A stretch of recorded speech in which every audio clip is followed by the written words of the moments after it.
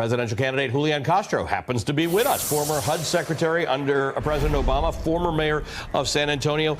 Secretary, look, we have escalating tensions with Iran. We have an ongoing issue with North Korea. We have no named defense secretary. We now have a new acting defense secretary, and we're not really ever sure around here whether an acting defense secretary is meant to become the actual defense secretary.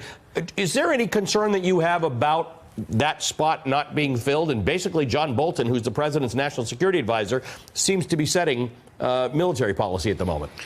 Yeah, one of the things that's been very clear from the beginning of this administration is that this president doesn't take being the commander-in-chief as seriously as he should. I mean, look at all the vacancies that we've seen, not only the ones that you mentioned, but also ambassadorial posts, a whole bunch of posts in the State Department. We're not able to be as well represented or as strong as we could be as a country in our diplomatic efforts or trying to coalesce partners because this president has not done the hard work of actually appointing people to these posts. And then when he has, several cabinet secretaries and other appointees have had to resign because of ethics issues. This gentleman that you just mentioned today that's withdrawing his nomination because of what sounds like it might be a domestic violence issue in his past.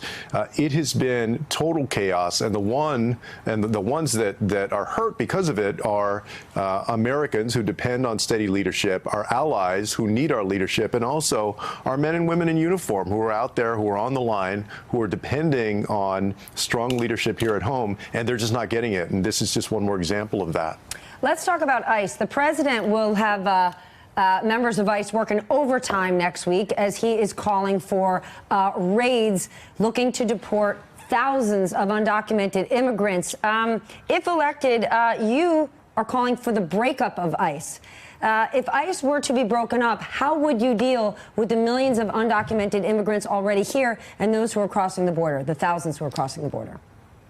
Yeah, Stephanie, as you know, I was the first 2020 candidate to release a comprehensive immigration plan, and I have a completely different vision for how we're going to do this than this president. I think what people on different sides of the aisle can acknowledge is that this president has failed. I mean, he came in saying that he was going to take care of this quote-unquote immigration problem, and he hasn't. And in our name, little children have been separated from their mothers. People are in cages.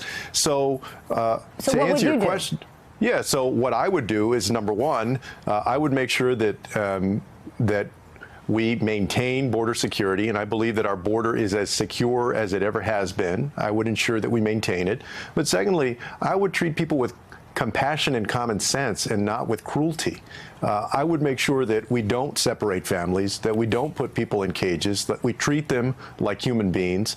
I would also get to the root of the problem. Number one, we got to create an immigration judiciary, immigration court system that has enough judges and support staff to actually get through these asylum claims so that people are not waiting in limbo for years and years. And we got to get to the base challenge in countries like Honduras and El Salvador and Guatemala. People are coming over to the United States because they can't find safety and opportunity there. We need to partner with those countries, and I've called for a 21st century Marshall Plan so that people can be safe and find opportunity at home. I mean, that makes a lot of sense, right? Those countries are in desperate straits, and if they weren't in desperate straits, we probably wouldn't see them leaving that degree. However, you were a mayor of San Antonio, and to the extent that a very large proportion of people who claim asylum at the southern border, who ultimately do get a lawyer and do get a hearing after years in many cases, most of them are not granted asylum. And so what would you do if you're president and say 70% are still not getting granted asylum? Would you cause them to leave the country?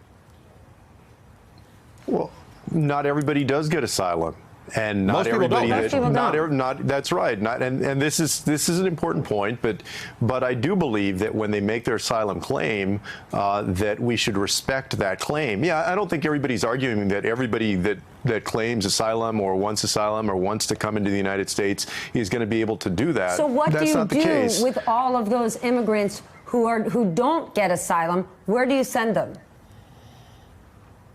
Well, some of the folks who are here in the United States as they wait for that claim to be adjudicated are going to be living with family members. Some may have. There are also other visas that may be available to some of them. I would make sure that we exhaust the opportunities for folks to be able to apply for visas that may apply to them. For instance, if somebody's been a victim of domestic violence, and help the authorities to catch that perpetrator of domestic violence, there's a visa that applies to that. So we need to improve that system as well. But if your question is everybody going to be able to stay in the country, then of course not. There are going to be some people that do not. But I would work a lot harder so that, number one, we expand our visa system so that more people can come in. We expand the number of people who get asylum in this country. And we treat people who are here with respect and humanely and with compassion, and not cruelly the way that this president has been doing. And I know we're out of time, but then what do you say to those Americans who say they understand the importance for compassion and opening things up, but to those Americans who say they themselves are not getting ample health care, their kids don't go to good schools, and they're not having their basic needs met or being treated with compassion? How will we have the capacity to help others?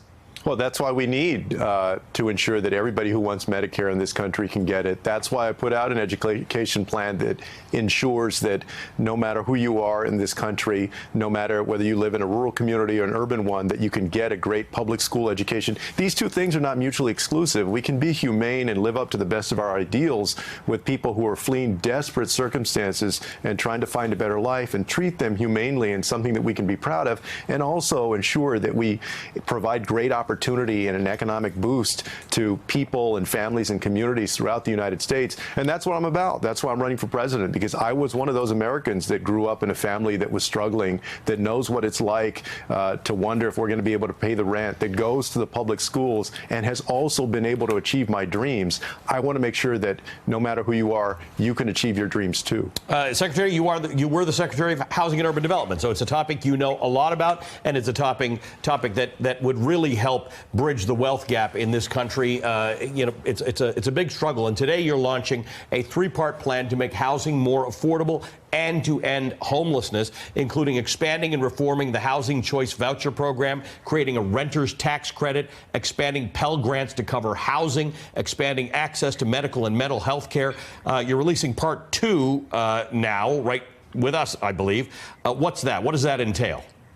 Well, Part 2 actually involves the fair housing component of this, and also making sure that we're aware of how housing plays with other important quality of life issues, like the environment that you grow up around.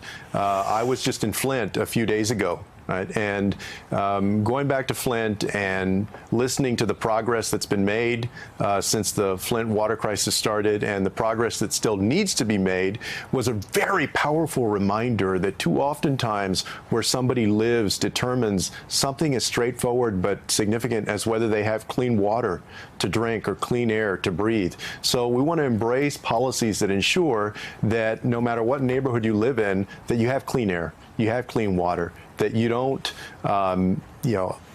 get asthma or some other affliction because of where you live, that we address all of those things by connecting the dots of policy in a smart way. It also says that no matter the color of your skin or your gender identity or your sexual orientation, when you go out and you look for an apartment or you look for a house, you should be treated the same way, no matter who you are. And how do you plan to pay for all of this? What's the question again? How do you plan to pay for this plan? Yeah, so during the course of the campaign, we're going to release our plan on how we would pay for not only this housing plan, but also education and the other plans that I've released. But just to give you a preview of that, number one, I would repeal and replace the Trump tax cuts. That's one part of it, but as you know, that's not nearly enough.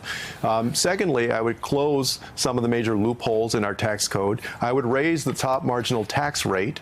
And then I would look for other ways that we've created revenue to fund some of these programs that aren't necessarily just in the tax code. A very good good example of that is the National Housing Trust Fund, which I mentioned in my housing plan. The National Housing Trust Fund is funded by a transaction fee on the government-sponsored entities, Fannie Mae and Freddie Mac. Every time they do a transaction, a little bit of money goes into a housing trust fund for people that are extremely low income, basically people making less than 30% of an area median income. That's not directly in the tax code, but that is one innovative way that we can fund a housing program. I would look for those opportunities on top of the tax code opportunities to provide revenue for these plans. Hey, MSNBC fans, thanks for checking out our YouTube channel. Subscribe by clicking on that button down there and click on any of the videos here to watch the latest interviews and highlights. You can get more MSNBC for free every day with our newsletters. Just visit msnbc.com/newsletters to sign up now.